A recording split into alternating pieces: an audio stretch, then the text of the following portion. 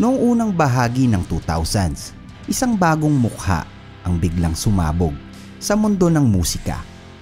Isang dalagang Canadian na may punk rock attitude, itim na eyeliner at gitara sa balikat. Si Avril Lavigne, na tinaguri ang pop-punk princess, ay mabilis na minahal ng buong mundo dahil sa kanyang raw, rebellious image at mga kantang sumasalamin sa buhay ng mga kabataan tulad ng Complicated, Skater Boy at I'm With You ang naglagay sa kanya sa tuktok ng music charts at sa puso ng isang buong henerasyon. Sa edad na 17, naging simbolo siya ng pagiging iba, ng pagiging totoo sa sarili sa kabila ng pressure ng mainstream.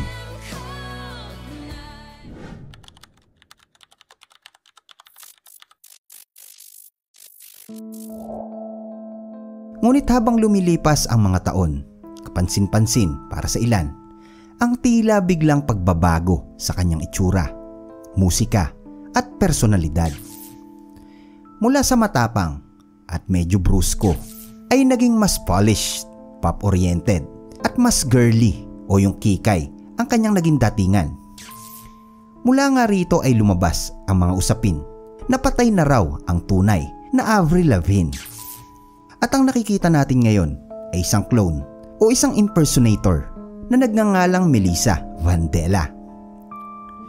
Ang usaping ito ay patuloy na nabubuhay sa mga diskusyon sa social media, documentaries at mga fan forum. Bakit nga ba maraming tao ang naniniwala dito? Saan nagmula ang lahat? Ano nga bang ebidensya ang natuklasan na magpapatunay sa natatagong misteryo sa pagkatao ng sikat na singer na ito? Sa kasaysayan nga ng pop culture ay hindi na bago ang mga teoryang kumukwestiyon sa katotohanan sa likod ng mga sikat na personalidad. Ang teorya na si Avril Lavigne ay matagal na nga raw pumanaw at pinalitan ng isang impostor. Pero sa unang tingin, maaari itong ituring na katang-isip lamang. Ngunit para sa mga nakatuklas ay may sapat silang ebidensya na magpapatunay sa mas malalim na katotohanan sa likod ng tila simpleng haka-haka. Marami nga ang nakapansin sa malaking pagbabago sa pisikal na anyo, tono ng boses, estilo ng pananamit at maging personalidad ni Avril noong bago at pagtatapos ng 2003, ang taon na kung kailan sinasabing naganap ang kanyang di umano'y pagkamatay, bunsod sa matinding presyon, sanhi ng katanyagan at personal na trahedya. Ang kwento ay nagsasabing sa takot ng kanyang record label na mawala ng malaking kita ay kumuha sila ng isang kadobol na dati nang ang ginamit ni Avril para umiwas sa media. Ang double na ito ay si Melissa na sa kalaunan nga ay ganap na pumalit sa orihinal na Avril Lavigne. Mas pinatunayan pa nga ito ng mga naniniwala dahil sa kanilang mga natuklasang palatandaan na umano'y iniwang mensahe ni Avril sa kanyang mga kanta, album covers at interviews sa mga sumunod na taon. Isa ba itong pagsubok na unawain ang pressure ng kasikatan o baka naman may mas malalim na dahilan kung bakit tila hindi tayo lubos na makumbinsi kung ito ay pawang katang-isip lamang? Halika't hihimayin natin yan kaya tumutok na. Kung mahilig ka sa mga istorya ng mga banda, ay mag-subscribe ka na. Pakipindot na rin ang notification bell upang updated ka sa mga video na gaya nito. Umpisahan natin ang kwento nung dumating si Avril Lavigne sa music scene noong 2002. Ibang-iba siya sa mga female pop star na sumikat noong mga panahon na yon, tulad nila Britney Spears at Christina Aguilera. Habang sila ay nagsusuot ng glam outfit, si Avril ay nakasuot ng baggy pants, necktie at skateboard shoes. Sa kanyang debut album na Let Go ay agad na sumabog ang kanyang kanta na Complicated na sinundan ng Skater Boy, isang kantang tungkol sa teen rebellion at pagmamahal. Ang tunog niya ay may halong punk attitude, rock guitars at catchy pop hooks. Kaya naman dito'y nagtagpo ang dalawang mundo na pop at punk. Kahit ang media ang unang tumawag sa kanya na pop-punk princess ay agad itong niyakap ng mga fans. Si Avril ang naging boses ng mga kabataang hindi naging girly girl, mga emo, outsider o punk. Noong mga panahon na yun ay hindi siya sumusunod sa uso, kundi siya ang nagsimula ng bagong uso. Bago nga ito naging isang punk rock princess, si Avril Lavigne ay isang simpleng batang probinsyana mula sa Canada. Ipinanganak siya noong September 27, 1984 sa Belleville, Ontario at lumaki sa isang maliit na bayan ng Napanee. Mula sa murang edad pa lang, kitang-kita na ang kanyang hilig sa musika. Sa edad na 2 ay kinakanta niya ang mga kanta sa simbahan at madalas na umaawit sa harap ng pamilya. Suportado ng kanyang mga magulang ang kanyang talento. Ginawan pa nga siya ng maliit na entablado ng kanyang ama sa kanilang bahay para mayroon siyang mapagpapraktisan. Sa edad na 14, nagsimula na siyang sumulat ng sarili niyang mga kanta. Inspirasyon nito ang rock at country music. Si Avril Lavigne ay hindi basta-basta sumikat. Pinaghirapan niya ito mula pagkabata. Sa edad na 15, isang malaking oportunidad ang dumating sa kanya. Nanalo siya sa isang radio contest na nagbigay sa kanya ng tsansa na kumanta sa concert ng kanyang idol na si Shania Twain. Ito ay naganap sa harap ng libu-libong tao. Inawit niya ang kanta na may pamagat na What You Made You Say That at doon siya unang napansin sa mas malawak na audience. Pero ang tunay na nakatulong kay Avril ay nang marinig siya ni Cliff Fabry na isang talent manager habang kumakanta sa isang bookstore sa Kingston, Ontario. Nabighani si Fabry sa boses at stage presence ni Avril. Kaya naman kaagad niya itong inalok ng tulong para makagawa ng demo tape.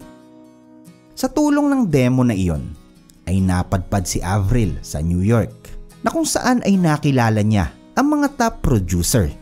Pinabilib niya ang mga record executives sa kanyang raw talent, kakaibang boses at attitude na hindi pangkaraniwan para sa isang teenager.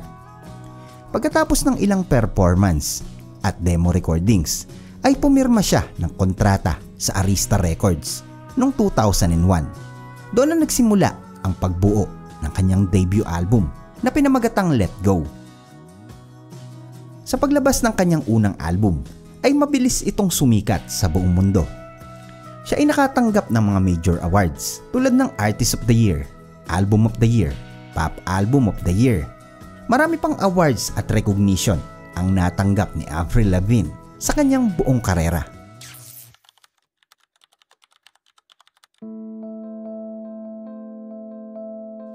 Ang pinagmulan ng teoryang ito ay nasubaybayan noong 2005. Ngunit mas lumagana pa ito noong 2011 sa isang Brazilian blog na tinawag na Avril Está Morta o pag isinalin sa wikang Ingles ay Avril is Dead.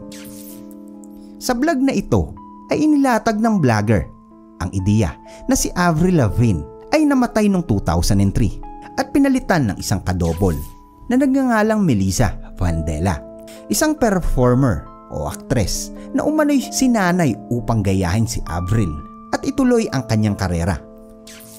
Ayon sa blog, si Avril ay dumaan sa matinding depresyon matapos ang pagkamatay ng kanyang lolo at ang sobrang pressure sa kasikatan.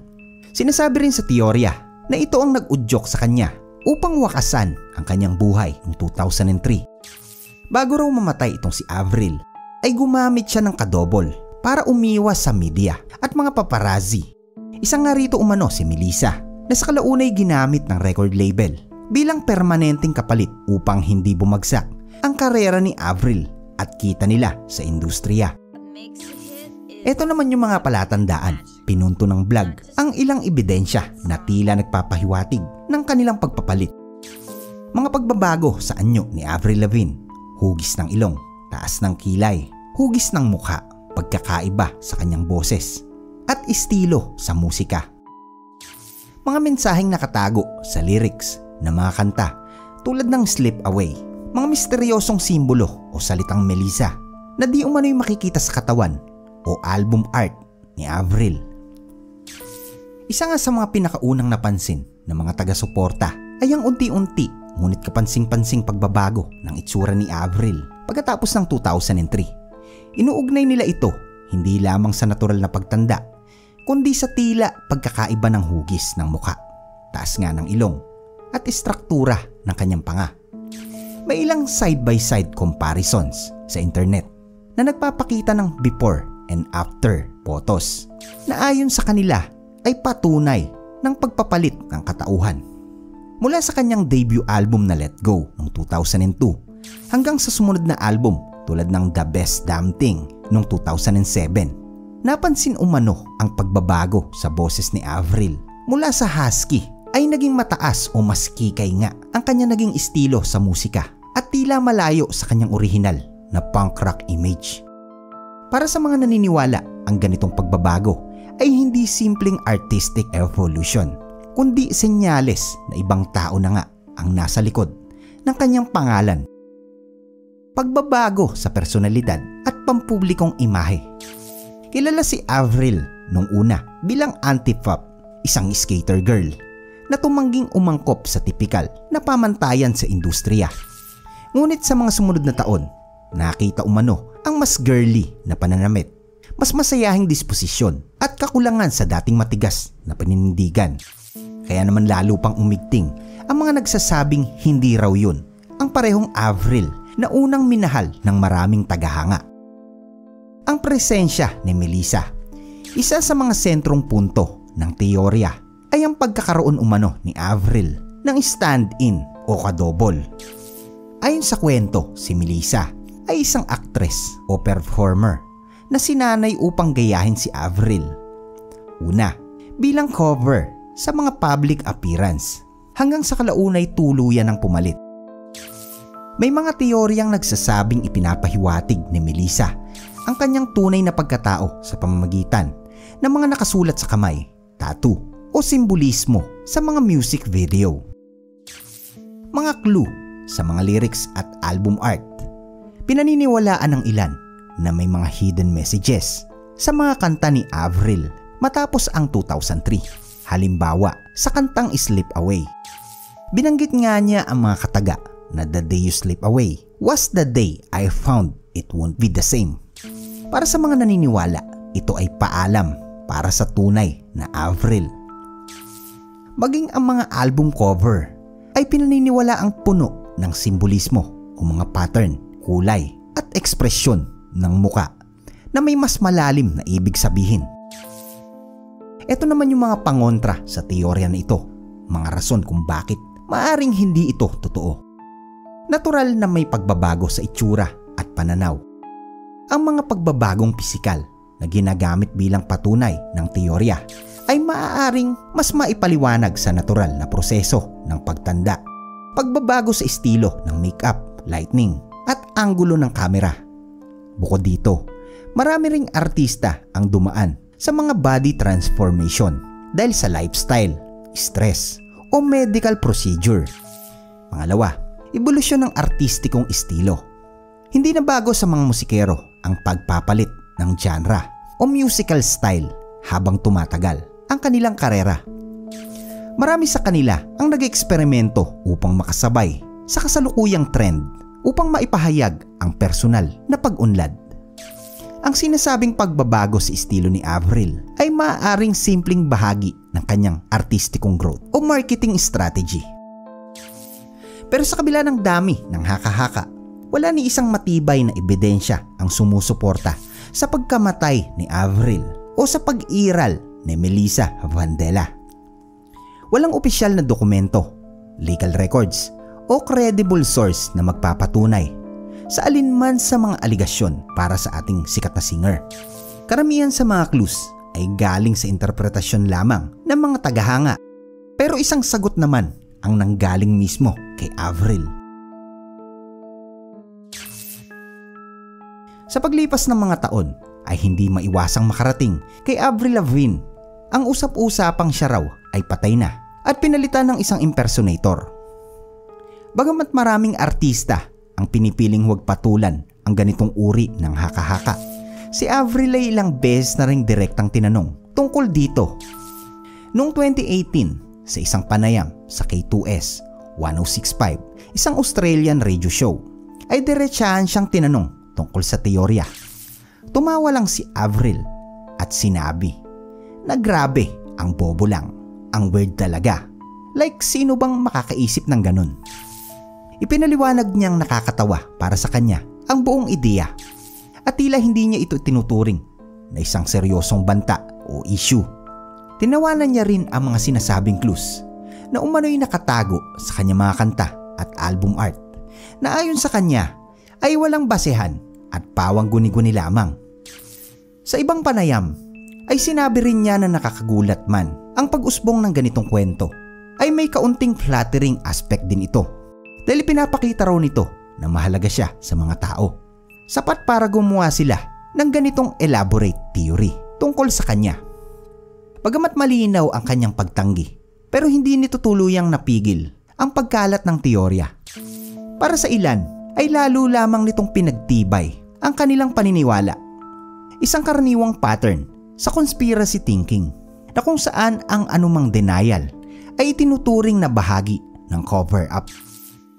Ngunit para sa mga nakakarami, ang simpleng pagtawa ni Avril at kawalan ng konkretong ebidensya ay sapat upang mapagtanto na ang teorya ay katang-isip lamang.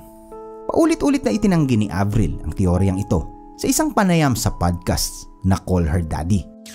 Walang konkretong ebidensya na sumusuporta sa teoryang ito. Si Melissa Vandella ay hindi kilalang tao sa labas ng conspiracy theory at walang opisyal na tala tungkol sa kanyang pagkakakilanlan.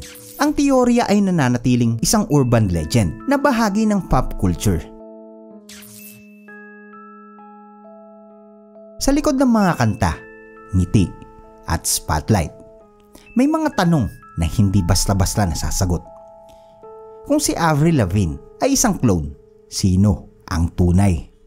Bakit kailangang pagtakpan?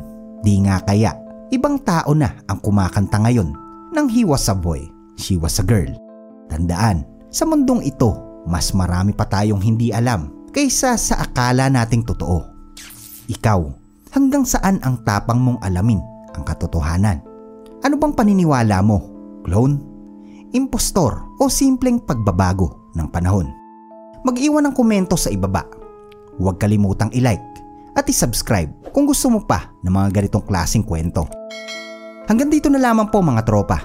God bless sa ating lahat. No hates, respeto, tugtugan lang. Peace out.